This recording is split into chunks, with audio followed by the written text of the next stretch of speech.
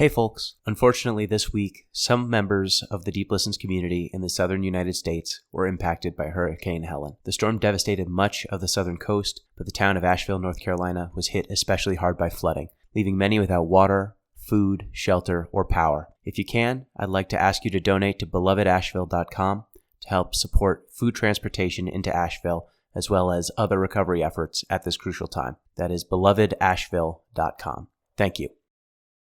Okay, man, are you ready to go? I'm ready to go. Now, come on, now crank this motherfucker up.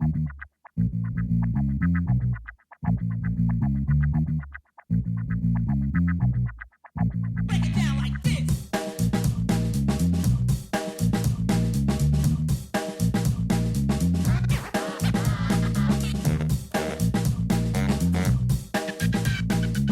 Hello, Internet. Gino, that Pinguino Grieco here again with another episode of Deep Listens. And hey, is it hot in here? Because we got some Thirsty Suitors. We played Thirsty Suitors. That's the game we played this week. Joining me as always to discuss all things video games. One Pete Busby. How you doing, Pete? I'm doing good after another all-time introduction from Gino. Flawless as always. This week's fun fact. I was feeling good about it. Let's call it 1.5 for you. Yeah, you were looking good. So the first half of a fun fact I found was that supposedly there are 60,000 miles of veins, capillaries, what have you, in the human body. So if you laid that end to end, it would wrap around the world 2.5 times. But could not find a fact check for that anywhere. Couldn't find a source. So as a bonus, I will give you this one from the Journal of Prague Drug Resistance. I'm not sure what that Prague stands for. But according to Begley DJ and Brightman MW, the total length of capillaries in the human brain is approximately 400 miles. So just in the brain alone, 400 miles of veins. Pretty wild. In one brain? Huh. In one human brain. Mm-hmm. I guess they're all layered on top of each other. Yeah, all wiggling around. Yeah. Ugh. This feels like the premise for a movie. I don't want things wiggling.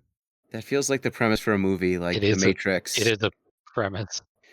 No, I was thinking of Are you thinking of the Scarlett Johansson movie? No, I was thinking where we activate the brain.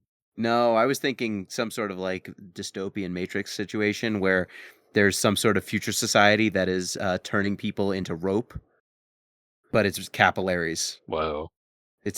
Every person's good for 800 miles of capillary. That's so cheap. That is very different than what I thought you were going. Yeah, mine's way grosser. Like Soylent Green, but for rope. Yeah. Very specific rope. That other voice you heard, who's disgusted, is the mistress of games herself, M. Palladino. How you doing, M? Hello. I also have a fun fact today, courtesy of my roommate, and it's going to disgust you also. Excellent. Maybe. Yay! Do you guys like coffee? No. Not really. Okay. Gino, do you like coffee? Not really. Okay. Well, this won't affect either of you then. There is a coffee that is called Kopi Luwak. Oh yeah, Kopi Luwak Probably coffee. pronouncing that absolutely terrible. Yep. Yes. Tell the people. Do you know why it's special? Yeah, I do, but you tell them. Yes. Okay, I will tell them. This coffee is made by partially digested coffee cherries that have been eaten and defecated by the Asian palm civet. They ferment as they go through the intestines, and then they collect the poop. And they're apparently hotly in demand, these civets, because they can do this. Yeah. I don't know why they specifically are able to do this, but it's apparently very good. You just have to get over the fact that it comes from poop. Yeah, there's a couple of things a few questions that come to mind about Kopi Luwak coffee. One, only a few. Well, one, who was the first person who found out that it was good? You know. Mm-hmm. Two, good question. has anyone been trying other animals to see if they can also produce Mm. coffee into better Mm. forms through the factory that is their gut? You know? Yeah, I don't know. Has no one tried putting coffee through, like, I don't know, a cat, a cow, some sort of, some other Mm. animals, just to see? So some relative of what is the animal? The Kopi Luwak is Like A is Kopi civet. Luwak? Yeah. Have we tried putting it through some other civids? What if you gave it to a lemur? You know, some Hmm. enterprising person, get out there, start force feeding exotic animals coffee beans, and then make it into coffee. People probably have a problem with this for the animal rights side of things. Probably. Because there are like civet farms that have cropped up, Oh, and they seem to be in bad uh, in a bad situation. Yeah, you don't say. Um, yeah, so I assume we cannot just start feeding coffee beans to other animals uh, without getting some PETA complaints. sure. They Now don't like this. They also don't like this. I bet I'm just now imagining a bunch of civids just jittery, just Yeah. really wired. Oh man, that's Mm. probably bad. It's I probably guess what they is would actually happening. naturally eat. Yeah, they would naturally eat the coffee like beans where they live Hmm. in nature.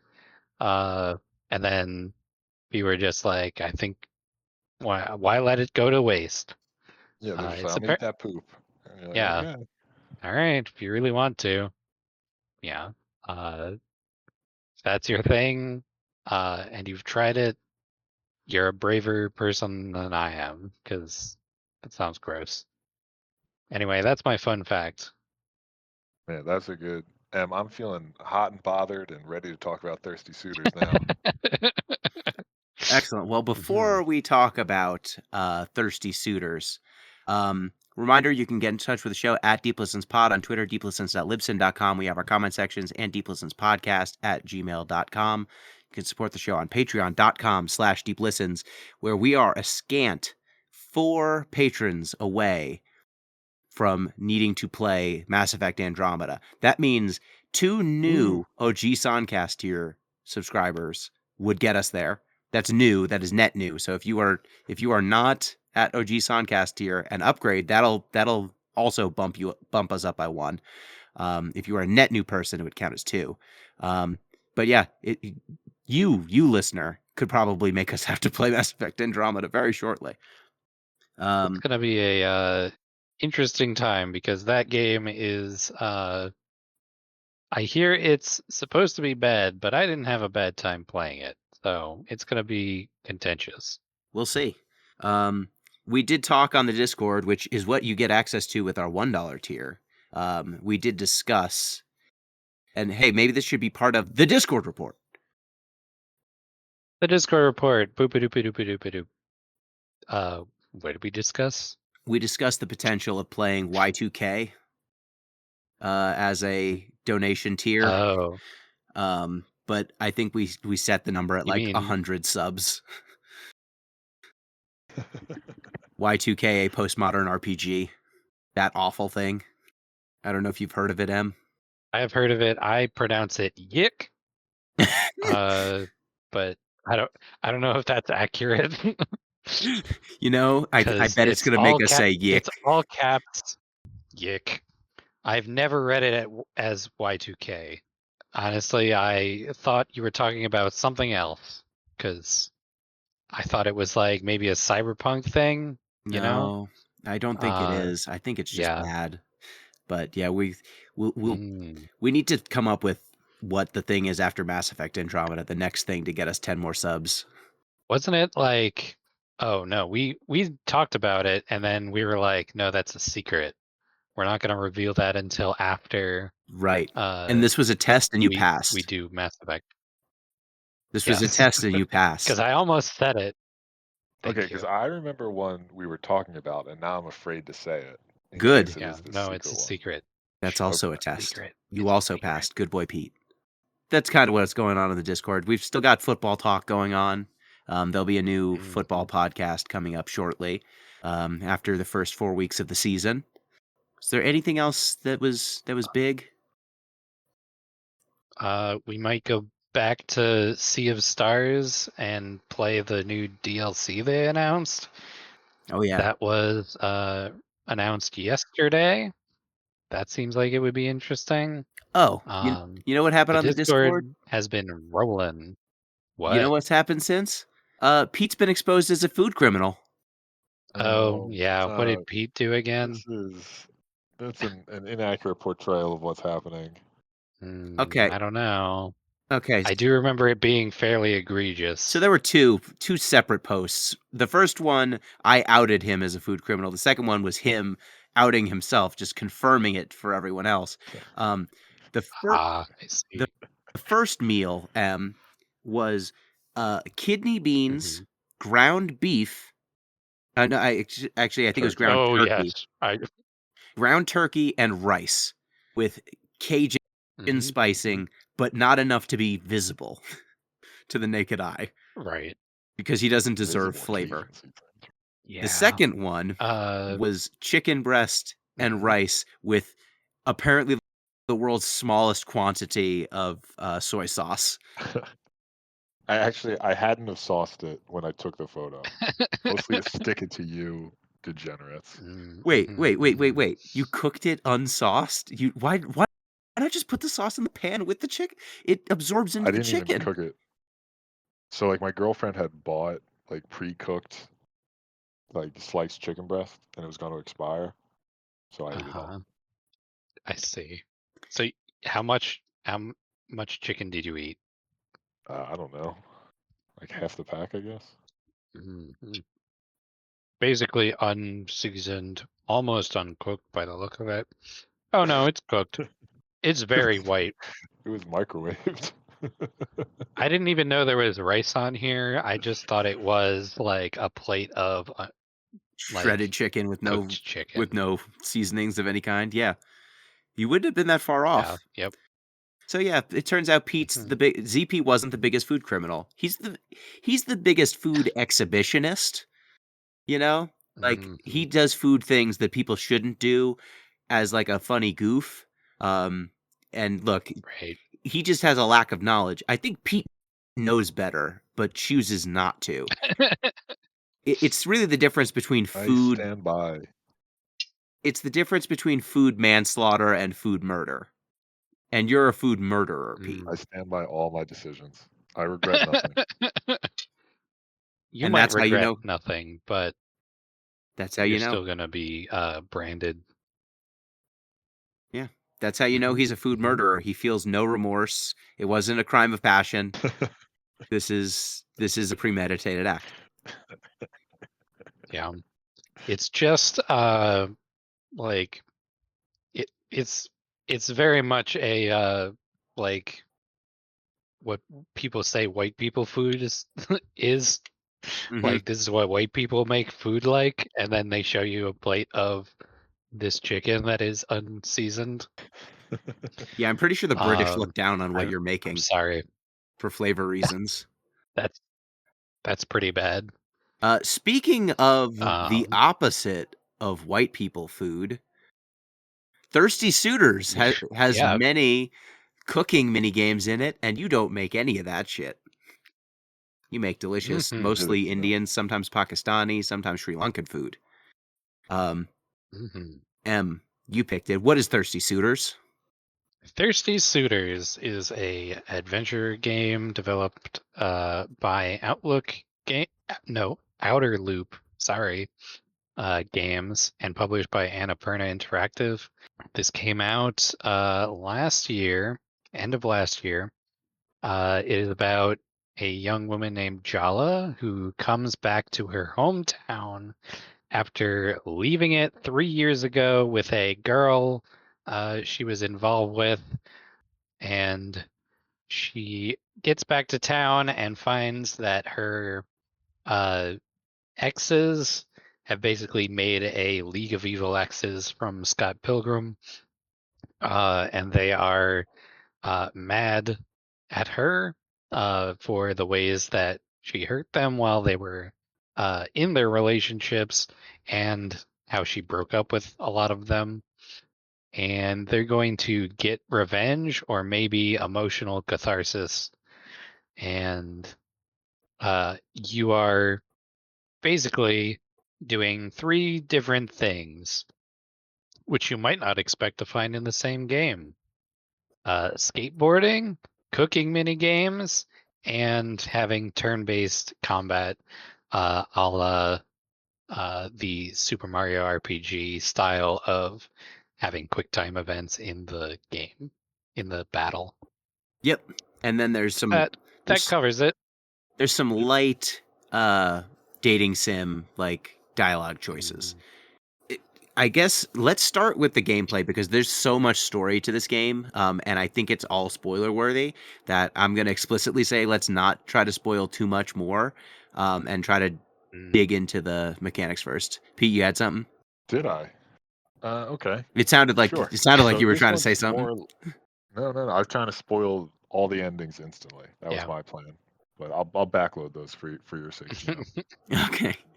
So you're referring to the combat. Basically, the Mhm. key combat mechanic is to debuff your opponent and then respond with an attack in kind. So if you can figure out sort of where they're emotionally vulnerable, you can apply the appropriate taunt, and then that makes them susceptible to bonus damage. Yeah. So what are the different status effects? Because I think they are important. Oh man. Okay. I've got them off the dome if you So need. okay, I'm gonna try and get them all. Okay. There is raging. Mm-hmm. There is thirsty. Mm-hmm. There is shocked. Yep. There is impressed, and there is I can't remember the name of it, but it's like they're crying. Oh, they're Heartbroken. sad. Shook. Heartbroken. Yes. So Mhm, each of mhm. those status effects, as you can tell, are an emotional state, and the enemies you fight are vulnerable to some amount of them, some amount of those status effects. And the taunts that you do you'll do a taunt, it'll inflict the status, then you get a bonus turn to exploit the status, and the status effect could last 1 to 2 turns. I didn't really see any that lasted longer than 2. At least that I was inflicting. I think you, as like a tutorial, get inflicted. With a 3-turn or 4-turn status effect once, but that's kind of it. So, do you remember what any of these status effects actually do? Like, other than make someone vulnerable to the attack Oh that God. takes advantage of them? Because I I they know. barely matter, or it doesn't seem like they matter Yeah. that much. So I wonder if you even I noticed. honestly didn't even know they did anything else. The main draw of them is definitely the fact you can use your moves against them. That is more effective. So I know that raging makes them increase damage. They have a chance of missing, I think, and I don't know what else. I don't know. Off the top of my head, as you said, it doesn't matter. Um, they sometimes increase or decrease the damage that the enemy deals. It modifies like their mischance. Also, this game has a mischance even naturally, which is something of a downer. I don't think it needed all that, considering you're doing quick time events and such. Um, but it's sure in there. Uh, and I've missed with some very high WP moves, which is your, I don't Will even know what it points. stands for, but it's what will points. Yes, thank you. Um, your will points, which is how you do your cooler moves, Yeah. So like, such as dribbling a basketball into someone's head. Yeah, Uh, she knows hoops. yeah, or things like that. crossing up Uh, between your legs and then throwing it into someone's face, or picking up a boom box and then throwing it at someone. yeah, swinging it Could like around and would genuinely kill somebody. Like those yeah. are heavy. Yep. um, Well, so, this is all metaphorical fighting, so yeah, you it's all know emotional it's fighting. okay. No one died. It's very like this game has very Persona-esque. Like the characters, when you're fighting them, they are usually their like inner selves. It's their inner worlds. It's using Persona rules. Um, and like the status effects, I think so. Like Thirsty makes you confused. It makes it so that instead of doing a regular attack, you have a chance. You do a weaker attack, and the attack might hit yourself. You might attack yourself instead. Raging makes the enemy do more damage, but they miss 50% of the time. Um, Heartbroken's like poison, it's damage over time. Impressed causes the enemy to heal over time, but they have a chance to just skip their turn. And Shocked just prevents them from taking action for one turn. So each of them have a different buff, but like the modifiers, like some of them also have like modifiers on increasing defense or decreasing defense, but the modifiers are like 115% of attack or like 85% of attack. You know, it's like a 15% jiggle up or down. So it's not really that significant. So yeah, the thirst and anger and all those things, they're really more about setting up these power attacks more than anything. Um, so that's most of the combat. There's also summons. Pete, who do you summon in this game? You can summon at least two. You can summon your mother, who hits people with her slipper, and you can also summon your auntie, who will lead you through a grueling weightlifting routine in order to remove your debuffs. Those might be the only two. They are not the only They are two. not the only two. You can unlock more if you Would help you out your like? exes. Yeah. No, they could all go to hell as far as I was concerned. No, they're good summons. I don't know how much we want to spoil. Do we want to get into like character stuff? We don't need to do that yet. There are summons. There are people, basically. You're not summoning a giant Yes. dragon or something. They are your personal relationships. They show up and help you out, is how the summons work, which is kind of fun. They're like assist characters almost. I especially like when your mom shows up and hits someone over the head with a slipper. And there's a Yeah. fun interaction with that later on. I'll talk about when we start talking story. Mhm. So that's the combat. It's basically that throughout. One thing to just mention about the turn-based combat is that it is always Jala's turn, then an opponent's turn. So it's not like if you're up against three enemies, all three enemies will act for every one time you act. It is one Jala turn, one enemy turn, one of the three. Then Jala again, then another one of the enemies. So you never really feel like you're completely overwhelmed, even when you're outnumbered, which I appreciated. Like it makes the combat pretty breezy, right, Em? Yeah, I would say so. The only thing is the enemies tend to have like quite a bit of health. Mm-hmm. So if you were in a fight with two people, that is a significant increase from just fighting one person. Mm-hmm. Um, I mean, that's goes without saying. But it feels a lot longer when you're actually doing the combat, especially when you don't have multi-hit moves. So it will extend the length of a combat kind of ridiculously, especially when some enemies summon uh, allies late into a fight, which only happened a few times. So mostly with like not significant opponents. Like it was there are some random guys who you can fight. We'll talk about it. They suck. They do. They do suck. So that's basically the combat. How about the skateboarding, Pete? What would you equate the skateboarding to? What would I quit the skateboarding to? I mean, so she's got moves, first off. I mean, girl can skate. But it's not there. Like, think of Tony Hawk, but get rid of all the like balance meters and like special combos and like stuff like that. Like, there are things you can do, but the skating is mostly a way for you to like look cool and stunt, as opposed to like challenge your fiddly combo breaking gameplay. Yeah, it is. you have a jump, you can grind rails, you can wall run. There's a like a modifier button that lets you do a fancier version of your trick, and you can wheelie. But that's kind of it. Like you can do different kinds of manuals. Um, so like you can get a combo meter pretty high, but as long as you don't run into anything, it's not like you're going to do a 900 or something or a special grab. It's really just an obstacle course with pretty basic Tony Hawk style layouts. Though, how did you find the skateboarding challenges? Like the parts where it actually tried to make you engage with the skateboarding? So I only did a few of the skate challenges because, as your uncle Hinty will tell you, they are not necessarily required. So I did a couple, and I found that the timing on them is so tight.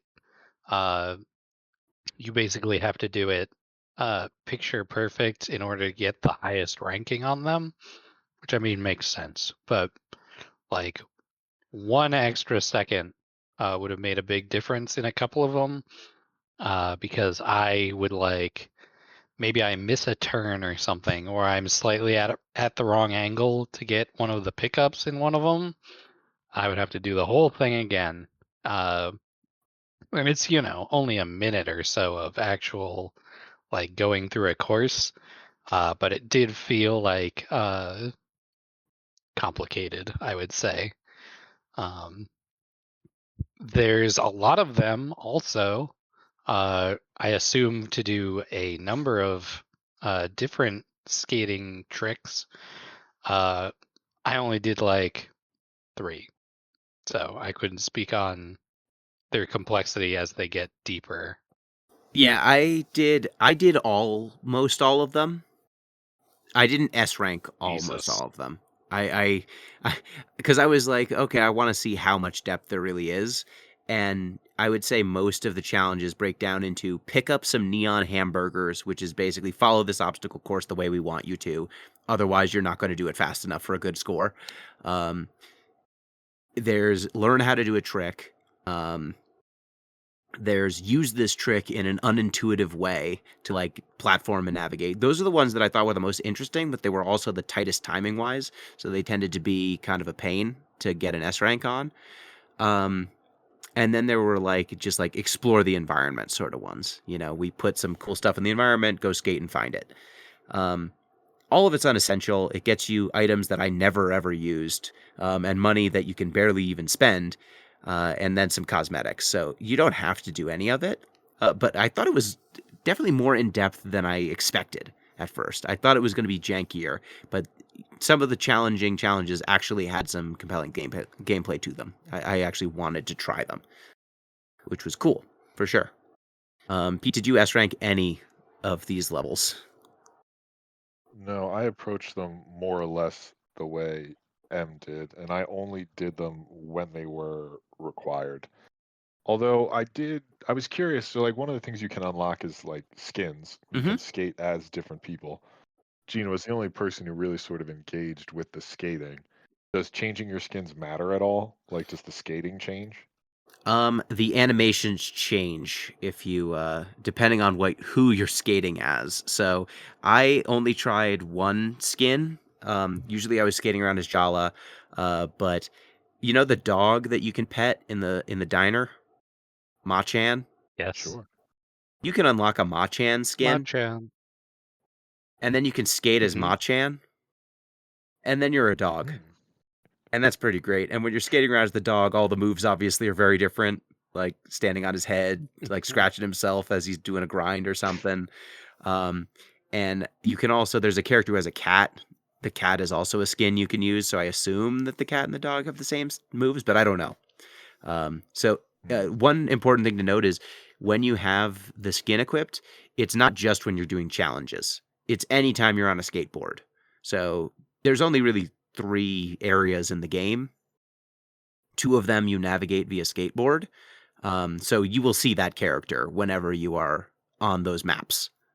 So it is cooler than I thought it was at first. Did you use a skin? No. No. Okay. I So mean, I you, used like my character's skin. I didn't have a skinless right. character, but beyond God, that, I hope so. yeah. Uh, that would be upsetting if you managed to find a way to make Jella skinless. Ah! Be a weird mod. Yeah. I uh, looked at that and I was like, why is this a system in here? And then I got unlocked Dad as a skater. And I was Oh, like, hell yeah. I understand now. Also, one of your exes, she looks very good on a skateboard, I'll say. I won't reveal more about it until we get to her. I know who you're talking about. Um, Yes.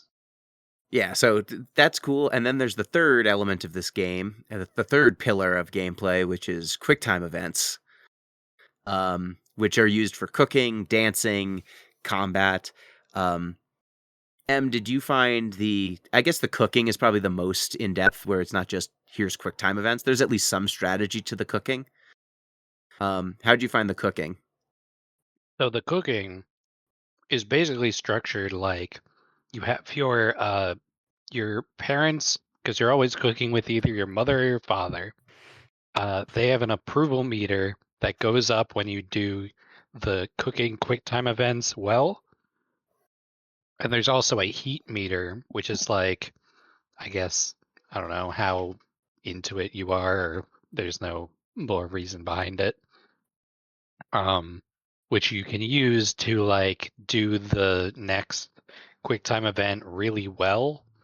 So you could either choose to do it regular style, or you could use some heat to do it the advanced way, and that'll bring up more button entries. I should say, the first time I played the game, I played for like an hour or two on the mouse and keyboard. It is a nightmare on the mouse and keyboard. You Don't want a do not controller. do not do not play the Yeah, game that way. don't do that. I played it for an hour with mouse and keyboard, and then I was like, this game kind of sucks. These QuickTime events are awful. And then I used a controller, and I was like, okay, they are noticeably better. Oh. Uh-huh. Really, the only Instantly better. instantly better. The only thing that I will say about the mouse and keyboard versus the controller is that occasionally there's like flick a directional, an analog stick in a direction, and on a controller that can be finicky sometimes. Sometimes if they give you like flick left, flick right in quick succession, at least on my controller, it would detect the input from the previous flick, and it'd be like, "Oh, you screwed up the second one, you idiot." It was like, "No, I flicked once, I swear." But otherwise, very straightforward. Did either of you? How much cooking did you do, Pete? How much parental approval did you get? I did pretty well. So I did all the required cooking. Like whenever anybody called me and they said, "Hey, cook this thing," I would cook this thing. I did one or two extra, and on most of them, I got 3 stars. My parents loved me. You know, they were literally transported by the power of my cuisine. So yeah, I think my parents generally loved me more in virtue of my cooking. Yeah, I 3-starred every cooking challenge. Yes. I also did all of the cooking, and I 3-starred all of them. I actually was doing the cooking so fast that sometimes my friends, or my exes rather, they're not really friends, um, they would call me up and be like, "Can you make me this cooking thing?" And I would be like, "I already did that." And then I just hand it over to them. Um, which the game doesn't really account for, even though it unlocks the recipe the day, uh, like at the start of the day, and then they call you like when you first go to a different area. So I ended up like kind of stumbling over that a little bit, in a good way, I guess. They do say this for them too. They do make the food look and sound when people are describing it delicious. Like I only Oh, it know sounds much about amazing. yeah, I know enough about this cuisine that like I can go to an Indian restaurant and order like a chicken curry. You know what I mean? I am by no means sophisticated, and I saw a lot of stuff on here that I'd be excited to try. Yeah, so the first time I played the cooking mini game in this game, I decided I was going to have Indian food that night. um they have you make dal makhni, and I was like, "Oh, that sounds really good right now." It reminded me of the existence of kati rolls, which I had not thought about in many years, and those things are delicious. All that food, oh dang it, my mouth's watering. Literally right now. I need to stop talking about the food. It is so good. It looks good. It sounds good to make. And I will say, if you're going to play this game, those cooking sequences are story sequences.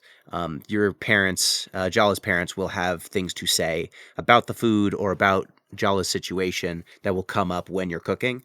So I really recommend doing those. Like, you don't have to do the optional skating. There's no story. There's not really much story there. You don't have to do the optional combat encounters. But the cooking, I think, is 100% worth it. And it doesn't take that long either. It's pretty easy to get 3 stars if you want. And if you do the cooking, you'll have more healing items than you will ever need for combat. Because all the food are healing items or power items for combat. So they will keep you basically like 5 steps ahead of any enemies you're fighting if you need to use them. All right. It also gives you experience, Oh, yeah. which is worth mentioning because you can level up off of cooking very quickly if you're keeping up with it. I was doing cooking probably more than I was fighting anything, I would say, by the middle of the game at least. Which is also very Persona. Hmm. For sure. So I think it's now time to hit the spoiler horn and start talking about what's going on in this game. So if you do not want to be Let's do it. spoiled on Thirsty Suitors, um, that's the spoiler horn. I'm sorry, that's what it sounds like. Um, so now we're in spoiler territory. Do you think Jala? Why is Jala such a jerk? Why does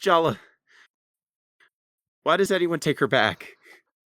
Please tell I people think what she that's did. I think that's the entire point of the game, is figuring and unpacking that. Right. So, why is Jala such a jerk? Um, I think because she was a teenager for a lot of these relationships. Uh, where to even begin? Where should we begin with that? Let me. We know. Can I ask a Yeah, question at the beginning, and I'll do a little preview of the story while I ask it. go How's for that? it. Sure. So in the story is basically Jala at 25 Mhm. returning home to basically make amends with her sister, her family, her evil, not so evil exes that basically whose heart she broke in high school. And there are at least a few of them that have very legitimate gripes. I can think of one who she really effed over, at Yeah. least in my mind. But this is a safe space, so I'll reveal something about myself. I went to an all guys school in high school, Mhm. which, I'm straight, so it didn't present a whole lot of dating opportunities. So I didn't do much dating, which leads me to this question. Setting Jala aside, is it like fairly common for people to be hung up on their high school exes at like 25? Like, I have no high school exes, so I don't know. I I think the bigger question is some of these exes are from middle school, which to me Fair, sounds fair. insane. Like the first ex that you fight is Sergio, and he is Chala's boyfriend from middle school. Uh, I don't have the circumstances of their relationship in front of me, but I heard that and I was like, why is he still? I don't even remember anyone from middle school. So I think she kissed him or something. No, maybe they Oh, no, didn't kiss, it was or like a like they field held trip to the hands. aquarium. Yeah, or something. And Mm, Sergio was like, "You're the girl for me," and then Jala was like, "No, actually, date. I'm gonna actually date people instead." Um, And his whole thing is like he's very insecure. He's a very insecure mama's boy and has like idealized Jala as like a time in life when he felt good about himself. And he wants to inherit his dad's car dealerships. Uh, yeah, yeah. Uh, I to mean, answer your question, Pete, I don't know. I w- I don't think so. At 25, I would not say I was hung up on any of my high school exes. Gotcha. Although I only had like 3, I would say, and that's being generous. Well, 3 more than me, so you're still ahead. yeah, I don't think that people would be hung up on it necessarily, though I will also say that the way Jala rolled would probably leave people more hung up on her than most other people. Because Yeah. she terrible. Like every single one of these people, other than Sergio, I feel like Sergio, they were too young for their relationship to really mean anything. Her relationship with Tyler, Infran, Dia. Oh, who's the last evil ex? Oh, Bruno, I don't think should be hung up on anything. Andale? Andale, yeah. Yeah, Bruno shouldn't be on the list, but we'll set him aside. Yeah, so like those people, I think all should be quite upset with her because Pete, do you think you can trace the history of relationships here, like how the heartbreaks went? All right. So it started with Sergio, who I think they kissed on like a field trip somewhere because the teacher found them. After that, she started dating. So is it Tyler or Taylor? Tyler. Tyler. Tyler. Okay. She started dating Tyler, then cheated on Taylor? Tyler. Taylor? Did we get that No, wrong? it's Tyler. Hold on. Wait. Okay. Tyler? Okay. Started cheating on Tyler with, I think, Dia. Got back together with Tyler. Cheated on Tyler again with Infran, who, in my opinion, she did Infran the dirtiest. Then got back together with Tyler. Ran off, like, out of town later on with Bruno. And then never really had, like, a thing with Andale. That was, like, in the interim when her and Tyler were broken up. Gosh, I guess before Bruno, they were like each competing for his friendship. And then after the Bruno thing fell through, she ended up 3 towns away, had to get her parents to come pick her up, came back, and then eventually ran away with Jennifer, one of her sister's friends, and cut off all contact with the family for like 3 years. I think I got it. Yeah, and Jennifer was 10 years older than her. Okay. So there's nuance to each of these. So Sergio, I think we can agree. Fuck Sergio. Like, what does he want? Like, what the heck? That's fine. Yeah. Like, I What's think his issue? Yeah. I think that Jala is even like, Sergio, why are you hung up on me? Like, we kissed one time in like fifth grade or something, whatever.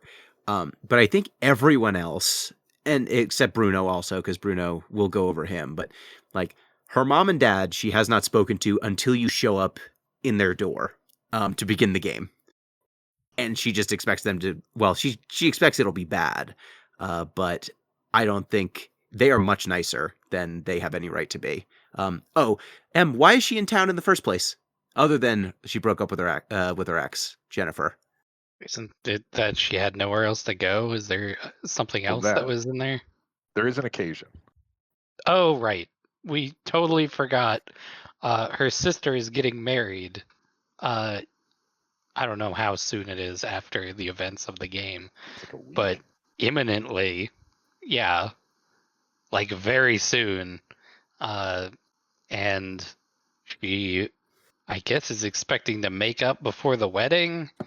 I don't think anyone expected her to make an appearance. No. So they all seem surprised.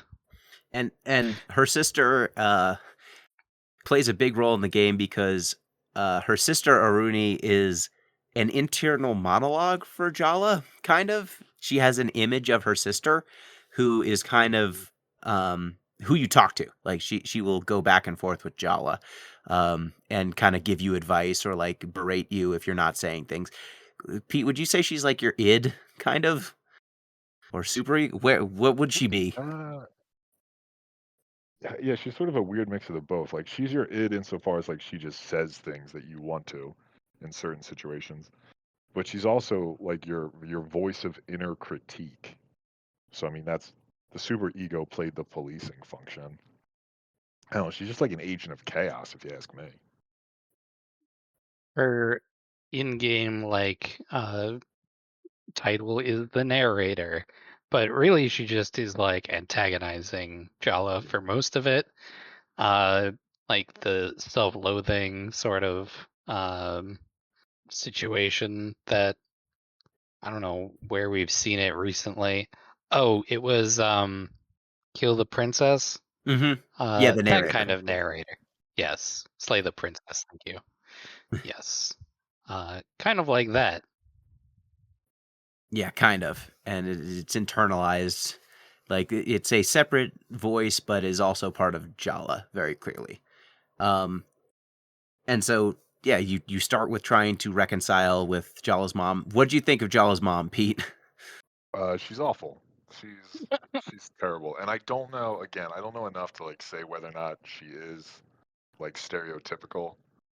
But like when I think of like the way Indian mothers have been portrayed in media, it's sort of this style of like constant criticism and critique. Yeah, I would say she's a pretty Mhm. stereotypical presentation. Like incredibly on Jala, um, incredibly passive aggressive and controlling. Um, she doesn't like everything she says that's nice comes with a caveat. Just cannot show affection directly at all. When Jala needs her, she's there every time. Like she's the first summon you get is to summon your mom to fight your battles for you, and she will take off a slipper and then whack an opponent with them.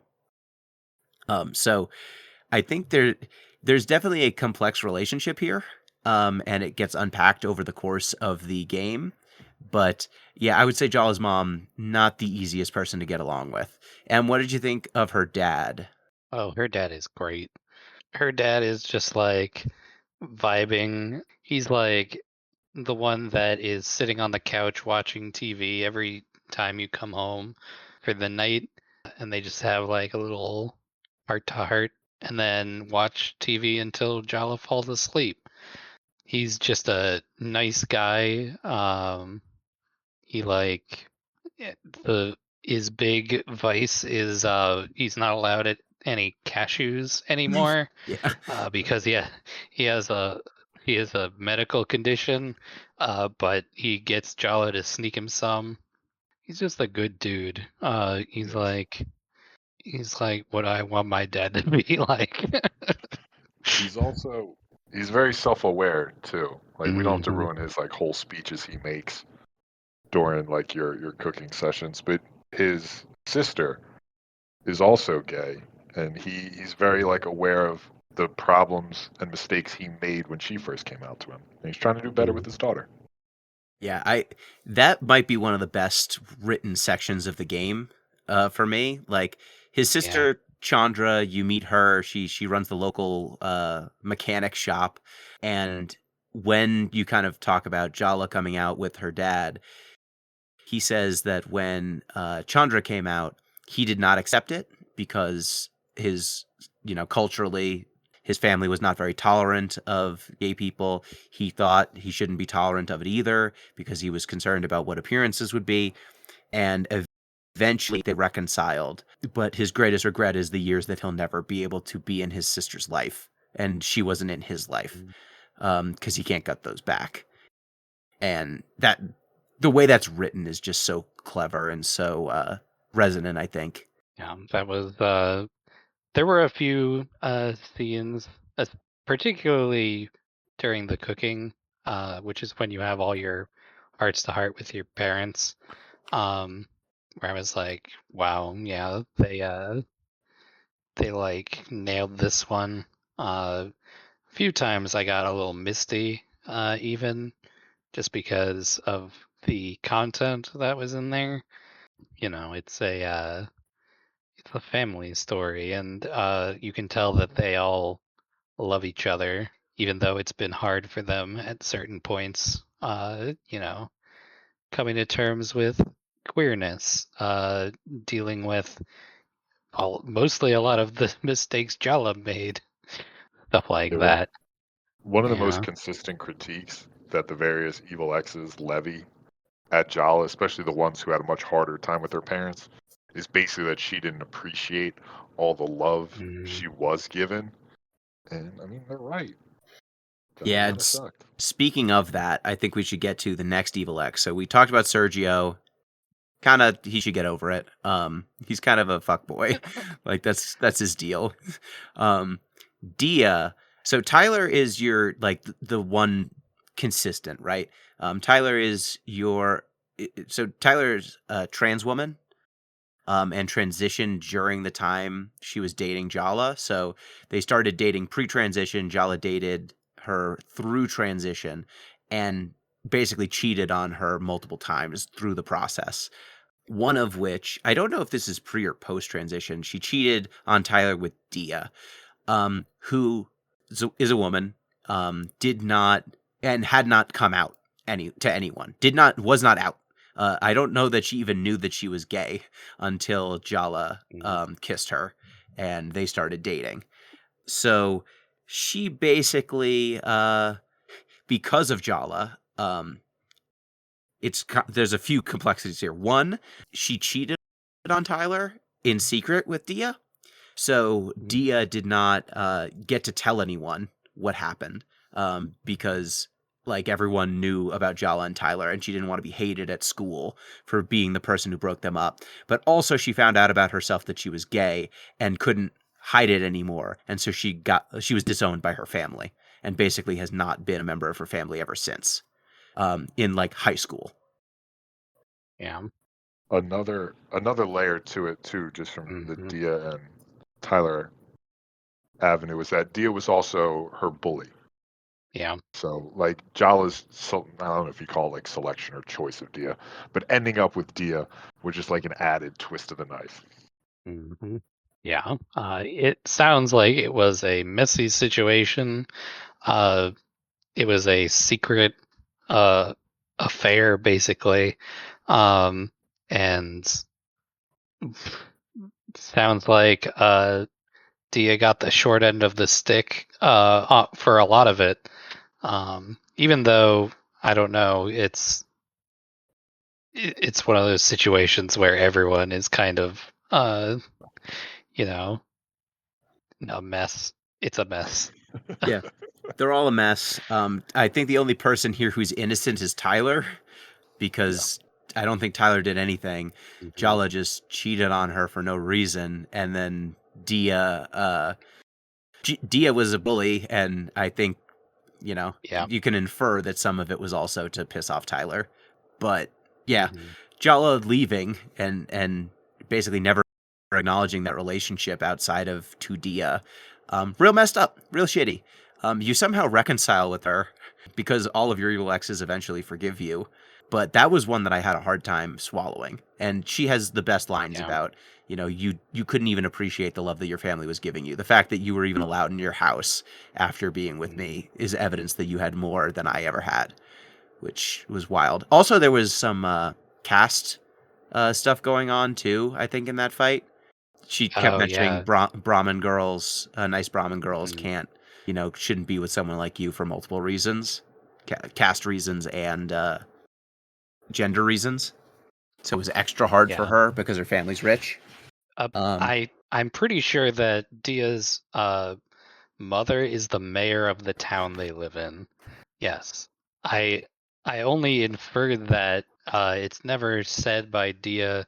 This is a conversation you have with the bartender at the bar Dia hangs out at, where she mentions like the mayor hasn't spoken to her daughter in so long, which I was like, there's some. We haven't even talked about what's going on in that half of the game. We're gonna get to that. That's a wild subplot. Oh boy. Yeah. So like that's Dia's whole deal. Then Infron is another really messed up one. He was your, I think, Yeah, I think this chemistry is the worst partner. one. Yeah, Pete, you go over. You explain what Jala Yeah. did to Infron. Yeah, so Jala and Infron were friends for a while. She was also friends with his little sister, like through him. That'll come up later. And while Jala and Tyler were dating, her and Jala and Infron would hang out. And then Infron found out that his mother was already dead, and he found out his dad had a terminal illness. More or less, he's going to lose his father too, and starts, crying on Jala's arm as, his friend. He's looking for comfort, and she decides that would be the perfect moment to kiss him, his first kiss, no less. And now they have this relationship carrying on in secret until eventually the whole school turns on Infron for breaking up Tyler and Jala. Yes, Yeah. and Messed up. even worse than that, she eventually dumps Infron for Tyler again, and Infron's dad dies. Oh, yeah, I And when forgot he this. dies, Oh, yeah. Jala does not go to Infron's father's funeral, but Tyler does. Yeah. So the person who Jala cheated on goes to the funeral because it's the right thing to do, and Jala does not.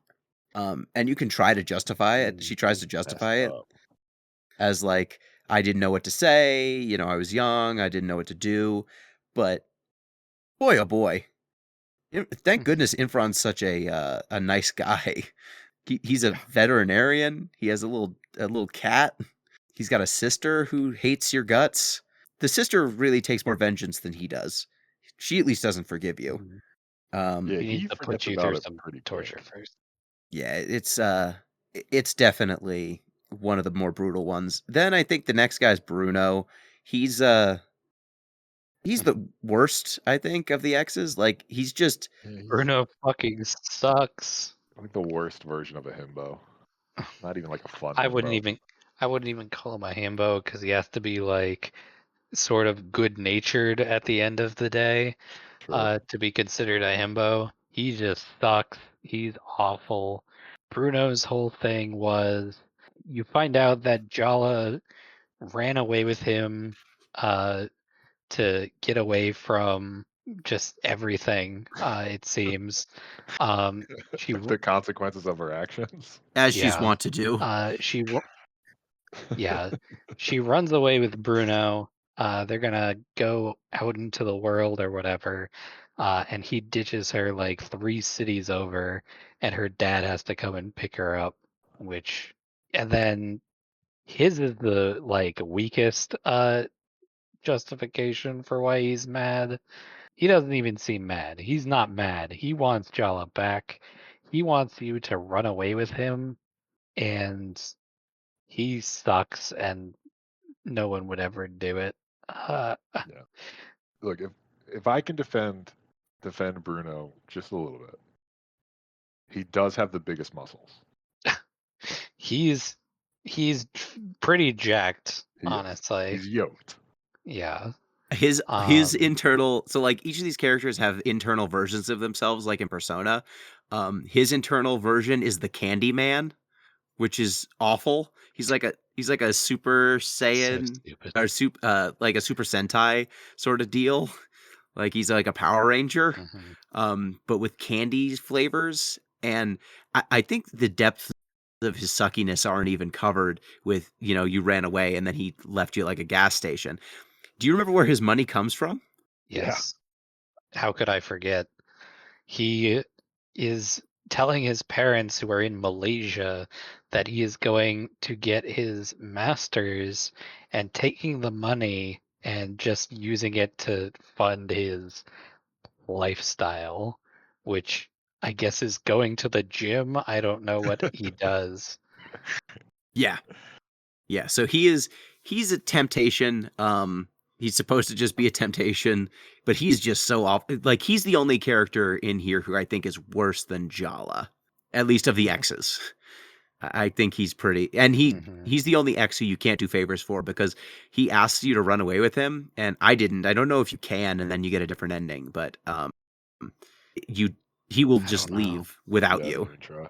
He leaves without you, so you don't do any favors for him. You can't befriend him. He doesn't become a summon like Dia and Sergio do. Then we arrive at isn't it Andale? Andale, yes. What is his deal? They, Oh, sorry, their deal. My yeah, bad. yes. So, Andale is fairly well put together, or Second at most least, jacked character. yeah, yes. Andale is a non-binary person. They appear male presenting, at least on the surface, and they are like hosting music festivals. They're like recording mixtapes for people, and that sort of like grind set, I would say. Mm-hmm. Um, and their whole approach to the fight is like, look how well put together I am.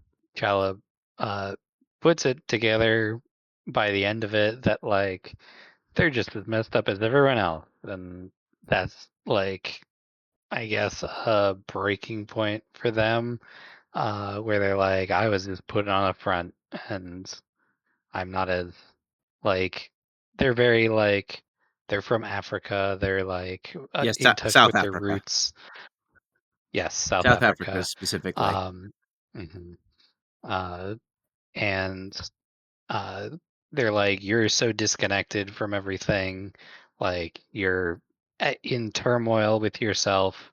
And they're like, uh, you got to work on that. And Joe is like, actually, you're the one with problems. Yeah, I Would you really say that's like. accurate? So they're each of these fights kind of unfolds in similar ways. Like Sergio's is pretty straightforward. Like he gets strong. You're idealizing me. Quit it. The Dia fight, she's got a bunch of like backup, like mean girls because she's a bully, and then Yes. it's her as like the leader of a band because she's way into music. No, she's like a queen. Oh right, Yeah.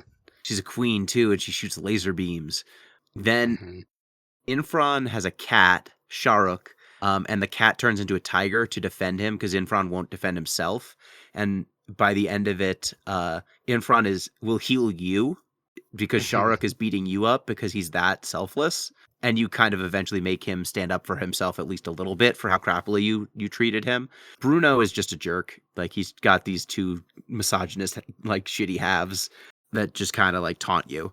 But this fight, I think what seems to be going on here is first Andale is one just person putting up the front. The name on the health bar is Andale. Then after you damage him a bit, he becomes Kwame, Hmm. and that is I think he's blue at that point, and is talking about tradition and roots and history, which I think are more masculine coded, is what they're going for there. And then the name changes to Ani instead of Andale, or and that I Andy. Yeah. Andy, yeah, and that version I forget if it's red or pink. Red-ish. Yeah. Red, and that version is very thirsty and very boastful and very petty and very just very emotional, a Hmm. lot more braggadocious.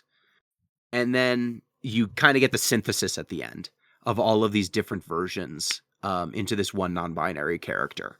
So I think that's what they were going for. Like there's these warring tensions of how Andale presents themselves, just because during the dialogue, Andale says, I present very masculine, and so no one, most people don't even know how I feel inside, who I am inside, that I am not the person who they see in front of them, or who they think they see. And a lot of Andale's turmoil is inside. And they do this is probably my favorite fight in the game, is how this battle plays out. Andale also is invulnerable until you beat down the earlier versions, and then there's emotional damage. It's really well done. It's a shame that they don't get more time on screen Yeah. because they're the last evil It's X tough before being Tyrant. last. What's the? I mean, to reduce the question of this, obviously, like Gino said, there's so much more to their character. But the question does come up, so I'm going to ask it because the game doesn't answer it. Are they into Jala? Romantically. So they I don't think so. they did date at some point. So like when Andale came to America and started going to their school, Tyler and Jala were going to befriend them, but Jala got there first and started dating Andale. And Andale actually says, "You kept me from meeting Tyler sooner because we were dating, and Tyler's my best friend. So like Tyler was the person who would have understood me the most, and you kept me from her. So kind of F you for doing that in the first place." So I don't know that Andale really is like attracted to Jala. They seem attracted to Tyler. Yeah, and throughout that fight, you can like prod at like, this is actually because you are actually into Tyler, and they have that kind of like angle you could play. I don't know if they ever confirm it or not. The way that it ended for me, it kind of seemed like Andale was going to do their own thing, not concerned with Jala in the slightest by the look of it. Just they reconcile the most probably cleanly of all the X's, I would say. You're right. You can also, as part of your thirst taunt, propose a threesome. Tossing that out there. Oh, that's a mess. Yep. Jala, Jala just is obsessed with bad decisions. yeah, Jala just can't help herself at some of these decisions. Yeah, Most of them get rebuked.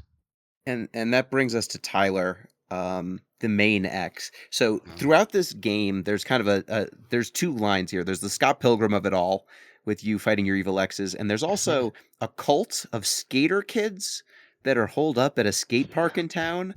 They all worship Soundy, a mascot that wants to run for mayor with the power of the kids or something. And Tyler is a reporter at the local newspaper now, and she is trying to stop this cult, or learn more about this cult, and asks Jala to help infiltrate the cult because Jala can skateboard and it's a skateboard cult. So you interact with Tyler every day during the course of the game. You get a little bit of Tyler every day. That means that she just has more screen time than everyone else. She gets to be mad at Jala multiple times and be petty with Jala. And one thing you notice pretty early on is that Tyler can hear the inner voice that Jala has, her big sister voice. Whenever her big sister talks in her head, Tyler responds as though Jala had said it out loud. No one else does this. Pete, what do you think they were going for here? That's a good question. My supposition was that, Tyler knows you better than anyone, such that she can hear the voice inside. But then again, you could also go the route that like Tyler's the closest character to keeping Jala honest. Like Bruno doesn't care. Ifran's sort of like a pushover. I think I could make arguments for the other ones too. So like if you want to think Tyler that way, it would make sense that she can hear what's supposed to be the character keeping Jala honest, but we know that her inner voice isn't accurate. I'd go with one of those two.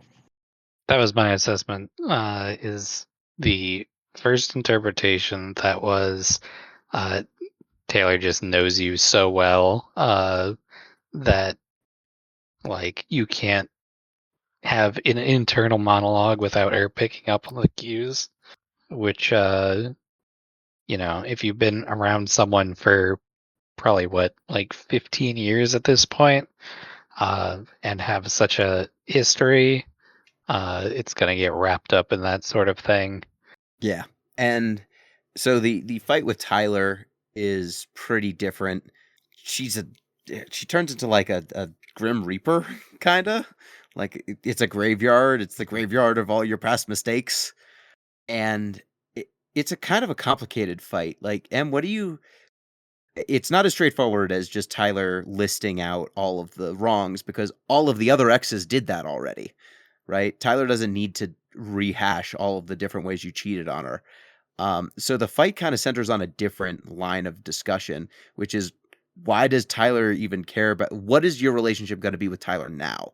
Because she was your best friend before you dated and seems to still be in some ways. So what would you say is the central tension there? So the way that Tyler's fight plays out, she kind of is summoning these spectral versions of all the other exes, and kind of like comparing herself to them, working through where they were, like Jala and Tyler in their relationship at the time, like how Jala, getting involved with all these other people affected Tyler over the course of many years. And in the actual fight mechanics, Tyler is invulnerable for the whole fight. You have to basically deal with all of the other spectral X's first. And they're like what Tyler thinks of all of them. So, like, Dia's really mean because she was Tyler's bully, and Irfan was like crying a lot. Yeah, because he thinks he's kind of like pushover. Um, and Bruno has like the least amount of like reflection on him, because she basically like barely even Knows knows him. anything about him. Yeah. Yeah. And she thinks Uh, Sergio's an idiot. yeah. Yeah. So it's Not just wrong. like, yeah, it's not wrong. It's a fair assessment of all of these characters on some level. And then when you finally finish the fight, they like reach an accord where they're like, listen, we're clearly in each other's lives and we're not going to be able to completely leave each other anytime soon. So we're going to like, meet in the middle, kind of not put all this expectations onto each other, which it would be interesting to see if it works out. Where we are in the game, we don't get to see that, but it seems like they're making the right steps. Yeah, it's a healthy solution if they can implement it. I just Right. have my doubts they can. Yeah. I Uh, like the admission that, like, we should be in each other's lives, but we can't be each other's lives anymore. And yeah. there's actually a really cool thing in the fight. Did either of you try to summon Mom in this fight? Oh yeah, I summon mom in every fight. I should specify. Um, because she does a lot of damage, but also because she's just like gets some dialogue options in some fights. So you summon Mom against Tyler, and throughout the game, they've been uh, talking about how like they still hang out with your parents, the exes. Like Sergio, what does he do with your dad? He hangs out with your dad doing something, I forget what. Um, but your mom has also been hanging out with Tyler because she's like a daughter to her. And so Yeah, you summon mom in the fight, and she's like, "Oh, how's it going?" Jala, don't be you know, don't be don't mean be to doing Tyler. this to Tyler. Yeah, that was pretty And funny. she I doesn't like that attack. one. That's the best. She does not Yeah. attack. She Yes. does no damage. You just skip your Yeah. turn, which is great. And yeah, Hmm. they mentioned that Tyler, like, when she was transitioning, like, would take hormone injections at Jala's house, and like her mom helped her through, and her parents were very cool about it. I don't think we know very much about Tyler's family, so it seems No, I like was going to ask. Jala's family No. stepped up. Through one of the conversations where you're making food with your mom, you find out that she was close with Tyler's mom, and then when they broke up, that had a ripple effect that made her lose that friendship with Tyler's mom. And so there's, uh, something there. Uh, like Chala doesn't realize that her actions have consequences not only on herself but on other people. Don't That was say a it. realization that she came to. Yeah. Yeah, so the Tyler fight I think is really good, and that gets us to the grand conclusion here. You eventually talk to Aruni, Jala's sister. You try to reconcile there. You have a few different options. You also accept that your inner voice is no longer useful. That coping mechanism of the fake Aruni is not helping you in any way, and so you accept that she is you and you are her, and you embrace your shadow and get your Yeah. persona. Yep. Yep. You did it. Okay. Yep. Were you gonna make that reference, Pete? No, I was just waiting for Gino to. Ah. I mean, it's they almost say the exact lines from the Persona Yeah, games. it's right there. Yeah. Um, so yeah, you accept it. You reach transcendence, and then your grandma comes to town. She is your mom's mom, and your mother will not talk about her for the entire duration of the game, hardly at all.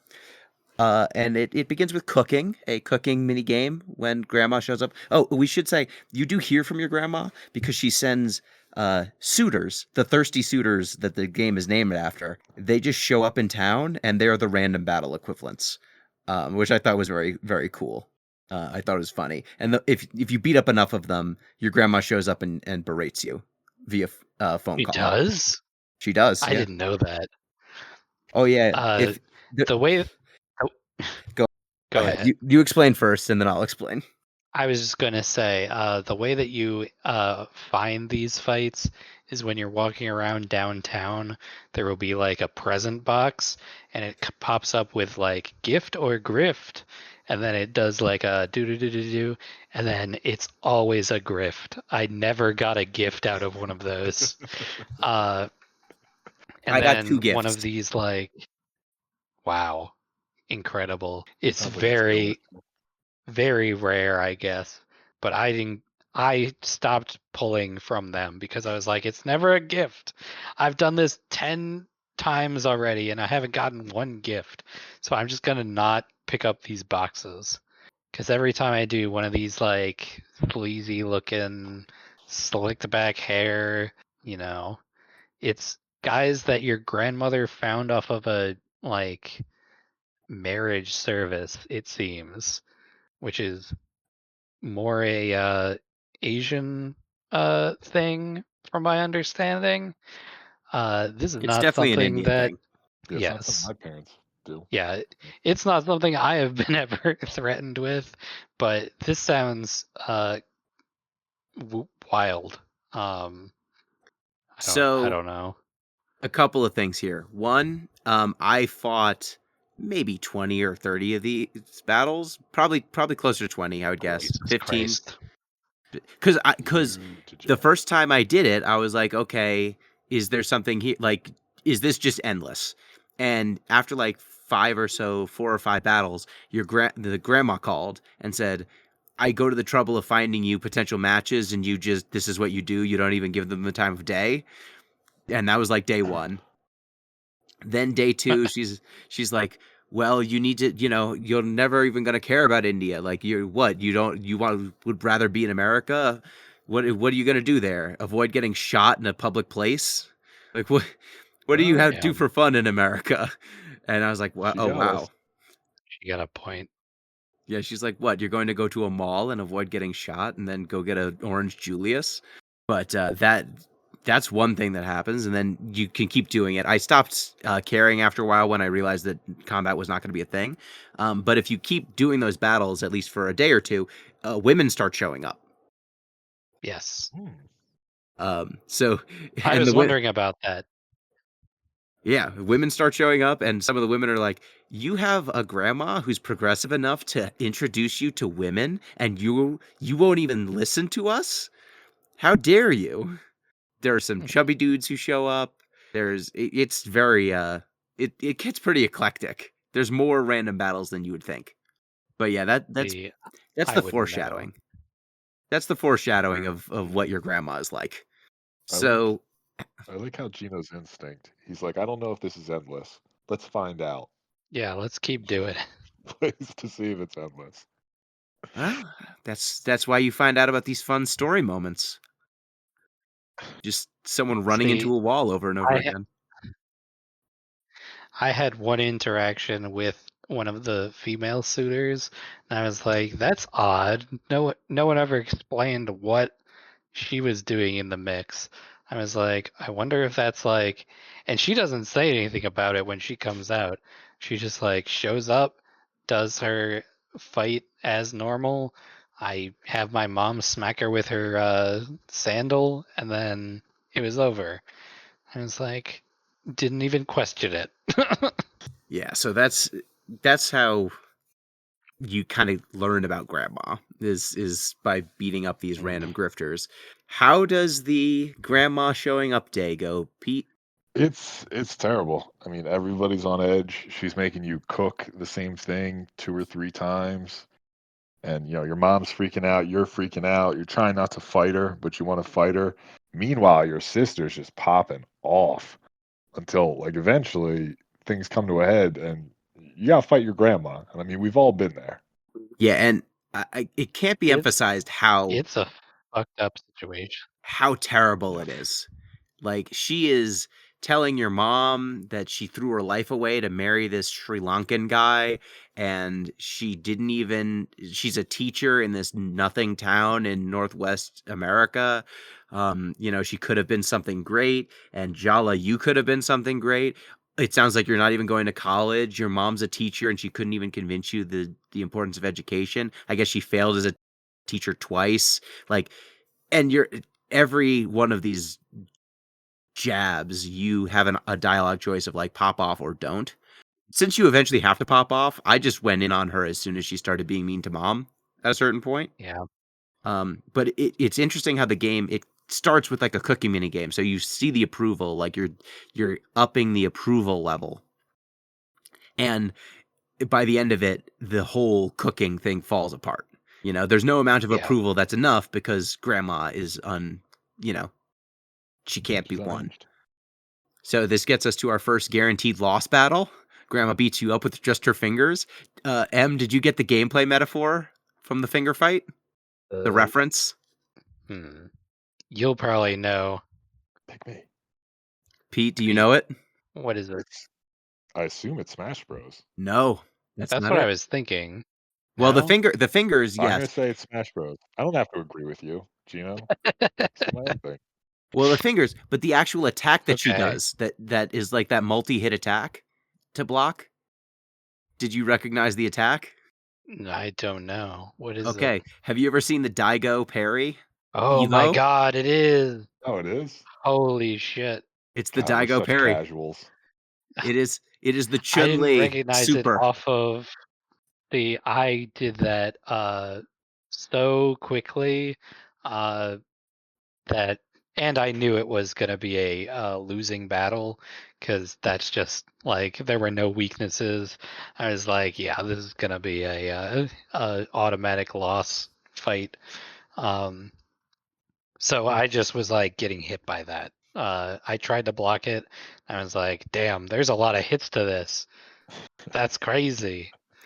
I How didn't can realize anyone that. block this? I didn't realize I had to be Daigo. Yeah, it's I the ain't Chun-Li parry. Daigo. Okay, I respect it. Yeah, it is a third strike parrying Chun-Li's super. The giveaway was when you jumped at the end. You jump and block in the air, and I'm like, why are we jump blocking? Oh, right, Oh because yeah. Daigo jumps with Ken, parries in the air, styles, and then does his move. I thought it Yeah, was just meant to fucking kill you. I loved it. As soon as I put it together, I was like, why is this so complicated? And why is this so specific? Oh, I know what this is. We're doing Evo moment number, what is it? I've 40, seen this before. 37. Evo moment number 37 in here. But yeah, you get defeated, then you go, like your exes give you items to help you beat your grandma. You talk to all your friends and family again, and then you fight her for real. And now you have Tyler as your inner voice instead of your sister, and you ascend to a higher power, and you beat up your grandma. But your Oh, grandma, but but yes, in this fight, your mother is very afraid of your grandmother, as you could probably tell by all of the descriptions of her, because she's awful. And you cannot summon your mother throughout this whole fight, which, like, I use my mother in every fight, and I figured this would be the fight to use her. And the only time you can actually finish the fight is at the very end when you get her down to like a little bit of health left. Then your mom says, like, it's time for your mother to come in. And then she jumps in, does like a cool like two slipper maneuver, and then they hug. And you make it up, even though your grandmother is the absolute worst. Yeah, and they say like the achievement is like overcoming generational trauma. Like your grandma basically Yep. gives you the you can't trust men anyway, so you might as well, like, you can work 10 times as hard to get as much, or you can just marry a guy and he'll do it for you and you'll put up with him. So just like very old fashioned views, and basically they come around to your grandma is trying to show her affections. She's just showing them in a, like, her worldview is just so completely askew from yours that everything she does reads as traumatizing, because it is, because it's bad. And she's terrible and scary. Pete, did you buy when then- Jala? what? Pete, did you buy when Jala tries to pin her flightiness and shittiness on her mom, who got it from her grandma? Like, generational trauma has expressed itself in Jala being a shitty friend and partner, because she kind of does that. Yeah. I mean, you could explain like a lot. Like if you told me like we just wanted to give Jala like a pass for like cutting off her mom, I'd be like, okay, like I get that. You know, maybe try to repair that, but your mom's shitty. But like I don't know if you can like stretch a whole history of treating other people terribly too. But that's coming from somebody like I don't know the first thing about generational trauma. You know what I mean? Like I'm not qualified to answer this question. This is definitely a matter for Indian women in America to discuss, and probably not us. Yeah, so That's a good point. I should have just waved off the question at the Yeah. beginning. yeah, I know that we have at least one or at least a few listeners who are Indian American. So write in and let us know if any of this reads as true to you, because I would love to know how this game reads to someone who's lived it. I have been adjacent. Like, I have one of my best friends. Pete, you've met him. One of my best friends is Indian American, and I was over his house plenty, and have been around his family. But how true to form, like, the depths of the depiction are, that I can't say. Like, I know that some of this reads true to me based on what I know from colleagues and from people I've met. You know, I work with a decent number of Indian and Indian American folks, so I know more about this than I guess some, but I don't know how authentic it would read to me. I definitely don't forgive Jala just because her grandma was shitty to her mom, who was shitty to her. That's for sure. Like, Aruni didn't come out this way. You know, Aruni's not awful to all of her friends. Yeah. Jala is working on herself, let's say. That's the takeaway here, I think. And Yeah. the fact she was shitty in the past, hopefully she improves, but we don't really see the end result in this game. We set some groundwork, I think, for the future. Necessary groundwork, to be sure, but only the start. Yeah, so the game then just kind of ends. Like, it rolls credits and you can go back and like redo some battles, but we don't really get a resolution on the whole Soundy trying to take over the town, right? I was wondering about that. I didn't see Yeah. anything. Yeah, Yeah. I was also wondering about that because I basically finished the game and then an hour recording. Like I had to run out of the house and I didn't get to see like what was after the credits. So I don't know if there was more, like, I don't know what the endings are. What are the endings? I just saw the reconciliation. I don't know anything Yeah. past that. That's all I saw. I don't know if there's... Oh, well, maybe we missed something. I thought there were multiple endings for this one, Not but us. maybe not. We might mystery. need to go back and see if we missed something. And if we did, we will Bullshit. we'll say something at for the next show. Yeah, we'll give a little What, update. what do you say? But what did you think Sounds good to overall, me. Em? How did you enjoy the game? You picked it. What did you think? Oh yeah. Oh, I love this one. I mean, it's a game about a bunch of queer teens doing messy shit. So, that's right in my wheelhouse. I think that the synthesis that it finds between like the skateboarding, the combat, and this like dating sim Scott Pilgrim like fight your evil exes situation, surprisingly good, I would say, in my opinion. It seems like, oh, and the cooking thing as well. Just all of these things, like, I feel like if you cut one of them out, it wouldn't be quite as uh, weirdly cohesive, I think. Um, so, oh yeah, I was all about this one. Sometimes I would play through and like, you know, get about 3/4 of the way through a game, and be like, I think I understand the the gist of it. But with this one, I was like, damn, I gotta see what the ending is. And believe me, that fight with your grandma is wild. The cooking aspect before it had me on edge. So I don't think I would have experienced that with just watching it.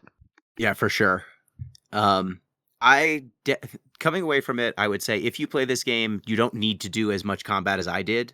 I think that just wore out the combat for me a little bit because it's pretty straightforward once you figure out, what are your best moves and how to use them. There's a light attack for every emotion, a heavy attack for every emotion, and a multi-hit, like hit all enemies attack for every emotion, and that's it, So, and then there's some summons. So you don't really need to spend quite as much time skating and combating as I did.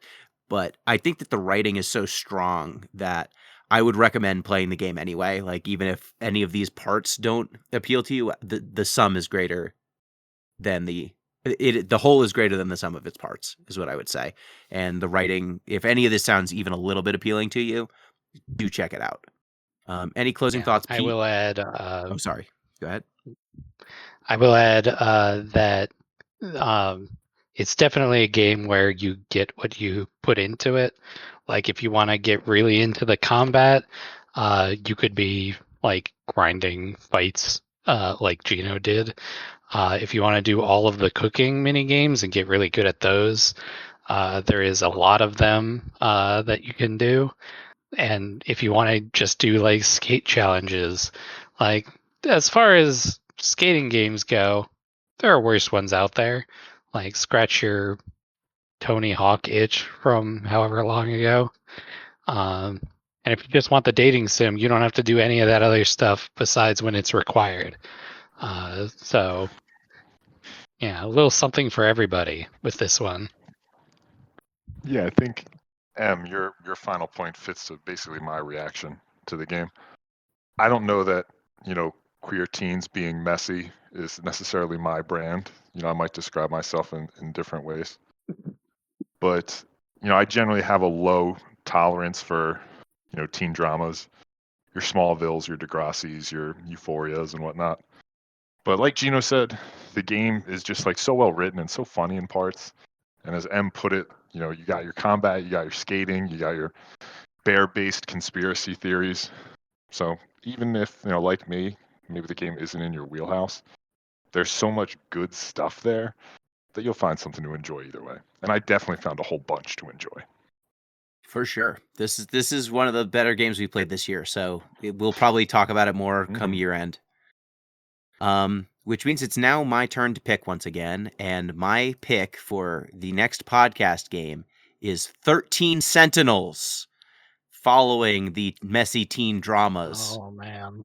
Yeah. This is one we've heard a lot about in years past. I think it was 2022, I want to say.